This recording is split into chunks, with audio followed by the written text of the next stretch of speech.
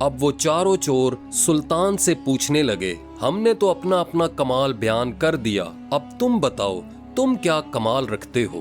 سلطان اپنے چہرے پر مسکراہٹ لاتے ہوئے کہنے لگا، مجھ میں یہ کمال ہے کہ اگر مجرم قید میں ہو اور جلاد انہیں قتل کرنے کے لیے تختہ دار پر لے آئے تو میں اپنے ہاتھ کا ایک اشارہ کر دوں تو سارے مجرم اور قیدی رہا ہو کر مرنے سے بچ جائیں۔ یہ سن کر چوروں نے یک زبان ہو کر کہا، واقعی تمہارا کمال تو سب سے بڑا ہے۔ ساری منصوبہ بندی کرنے کے بعد چور اور سلطان وہاں سے اٹھے اور شاہی محل کا رخ کیا۔ ابھی وہ راستے میں تھے کہ ایک کتا انہیں دیکھ کر بھونکنے لگا۔ وہ چور جسے کتوں کی زبان سمجھنے کا کمال حاصل تھا، اس سے باقی چوروں نے پوچھا، ذرا بتاؤ تو یہ کتا کیا کہہ رہا ہے؟ وہ کہنے لگا، بھائیوں میں خود بڑا حیران اور پریشان ہوں، کیونکہ یہ کتا کہہ رہا ہے کہ تم پانچوں میں سے ایک شخص بادشاہ ہے۔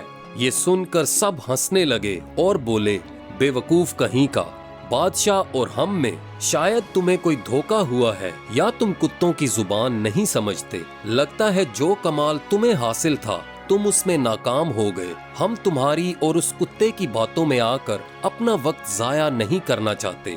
وہ چور پھر سے کہنے لگا، جو مرضی کہو، کتا تو یہی کہہ رہا ہے کہ ہم پانچوں میں ایک آدمی بادشاہ ہے۔ کچھ دیر بحث کے بعد وہ آگے بڑھے اور شاہی محل کی طرف چلتے رہے۔ جب وہ شاہی محل کے قریب پہنچ گئے تو ان سب نے کمند پھینکنے والے سے کہا، چلو اب تم اپنا کمال دکھاؤ۔